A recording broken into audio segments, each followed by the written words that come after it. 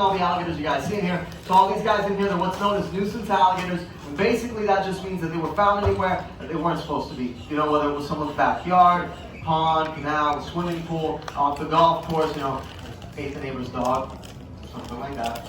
Usually, if you have a nuisance alligator, you're going to want to call out an alligator trapper. Okay, hopefully for you, the trapper catches and removes the alligator. It doesn't matter if the alligator's 3 feet or 13 feet. It takes him 5 minutes or 5 weeks. He's going to charge you the same exact price every single time. And that price is actually nothing. I mean, look, you got squirrels in your attic, $400, right? 11-foot alligator in the backyard eating grandma. Don't worry, free. It's a good joke. Alligator removal. It's free in the state of Florida because the alligator itself is the payment. Oh, you gotta be careful with the birds. Yeah, they'll grab flies out of people's mouths. It's kind of scary. They make me more nervous than the alligators do, actually.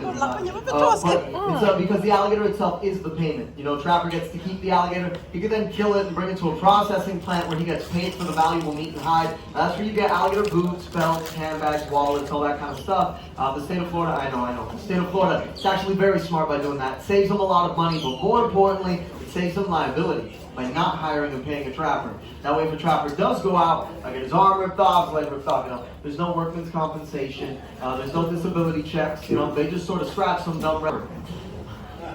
With that being for the meat and the hide of the alligator, we don't kill them. If another trapper did go out to get them, more than likely they'd be harvested. So this is a rescue, not in the sense that they're rescued from injury, it's more they're rescued from like the Louis Vuitton rack. Sister had a boyfriend like that one time. But him I got rid of, you know. Thanks, guys. What we do in this pit is alligator wrestling. Kind of, sort of, like, it's not like actual wrestling, I do have to say that. I'm not going to kick, punch, or hurt the alligators in any way. Young boys in particular, they get especially disappointed. They think I'm going to come in here with a luchador mask and a folding chair and just start cracking alligators. It's the old Seminole capturing techniques mimicked in a pit like this. Why are you hissing at me, man? Why are you being weird? What's up with you? The old Seminole capturing techniques mimicked in a pit like this with a few extra stunts thrown in. So there's 3 of us who actually volunteer. It's actually only 2 of us now. The last guy, you know, but 2 of us who volunteer our time here. We're not employed by the park for the same reason the trappers aren't employed by the state, and that's just liability. So the only money I do make throughout the day comes from the tip basket you guys see down there. So anything you throw in there for me goes towards any medical bills I may get doing the shows, gas and equipment to go out and catch these guys. Quite frankly, it also goes towards keeping the lights on. So anything you do throw in there, I appreciate. But with that, if any of you are familiar with the television show on Animal Planet called Gator Boys, you're going to notice a different reaction between the alligators you guys see in this pit and the wild alligators you see on TV. You know, normally, if I were to get this close to a bunch of wild alligators, they're going to do one of 2 things. And I guarantee neither of which is just this. They're going to either A, make some huge explosive moves to attack me, but that would be out of self-defense. That'd be them thinking that I'm a predator, I'm a threat, or more likely, they'd make an equally explosive move to try to escape. Either way, there's going to be some massive explosion of energy. Massive explosion of energy. Not a bloodbath, but a swamp thing. You're supposed to be a big scared people.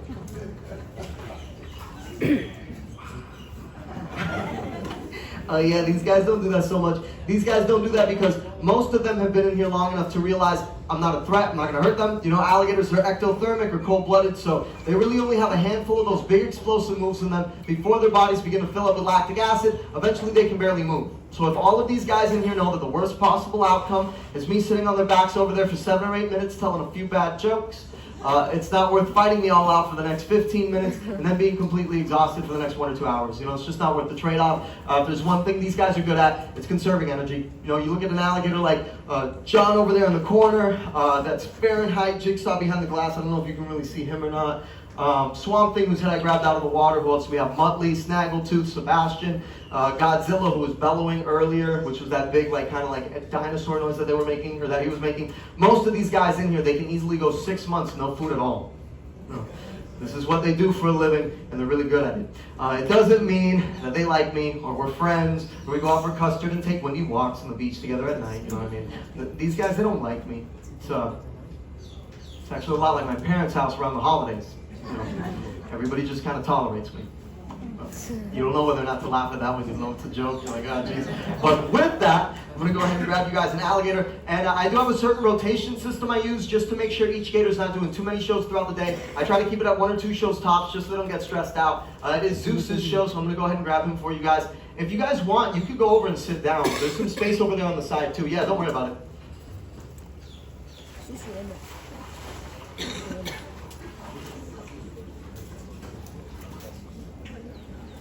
Zeus, you gotta wait until I pull you into the middle and then you walk, then you do the whole thing.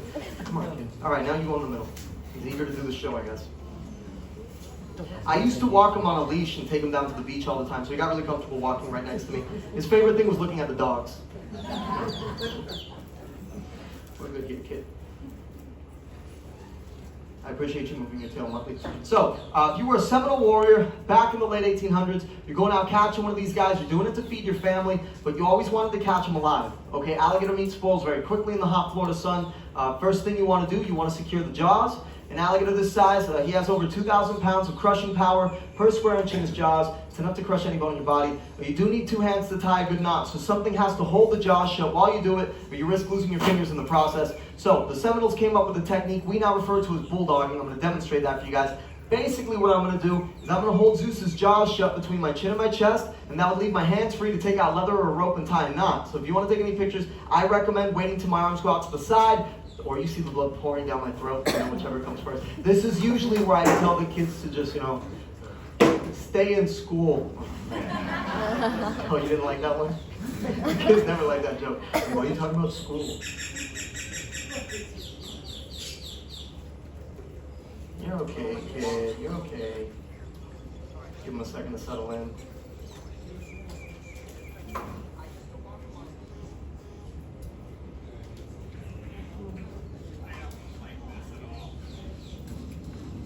Take your pictures quickly, please. So, this would give me time to take out leather or rope, do a couple wraps, tie a knot, and have myself a cotton-tied alligator. Now, I'm going to go over some of Zeus's anatomy for you guys real quick.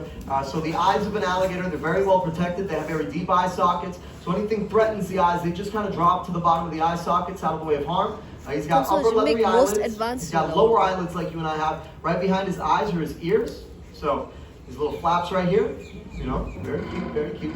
And even with those small ears, alligators can actually hear better than you and I can on land. They can also hear very, very well under the water. Now, between the ears, behind the eyes, located right about there, alligator's brain. Now, the alligator's brain, it's about the size of a walnut, and I'm being generous. The only animal in the entire world with a smaller brain-to-body size ratio is, of course, the alligator wrestler. I still don't get that joke. Now, you may be asking yourself, what separates alligator wrestling from alligator capturing, right? Dangerous stunts, like we'll do right now. So this first trick, it's called the Florida Smile. And it's just opening the alligator's jaws, showing all 80 teeth, if he lets me. Usually Zeus is on top, 40 teeth on the bottom. If you look in the back of the throat, you're going to see he has little to no throat opening. He's got an oversized palatal valve or a glottis, and that actually allows him to capture his prey underwater without drowning. He'd usually then surface above the water to swallow that prey whole. Now, I'm going to go ahead, I'm going to do one last trick for you guys. And this last trick, if it's done right, it's called the close shave. If it goes horribly, horribly wrong, it's called face off. So, hey, last trick, no hero stuff. In and out, kid, in and out.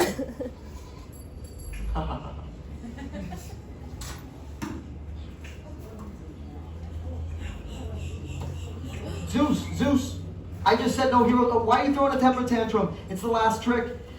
He likes to make it look dangerous sometimes. He's a bit of a showman. What can you do? If you do lose a hand or an arm or anything, I quit. You quit? I quit the show. If I lose a hand or an arm, I think I'm going to quit too. so we can walk out of here together if that happens. I need your help. Get some towels just in case. I'll need you to scoop up the blood. Wait. Don't miss the last trick. Wait until the arm gets taken first. We'll go from there. Very well. Very well.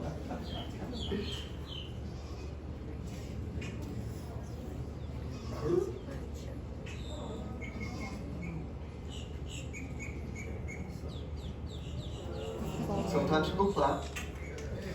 Yeah! And listen, this smells amazing, by the way. Get the towels ready. Right. Oh my god. Thank you, sweet boy. All right. That's it, Zeus, we're done.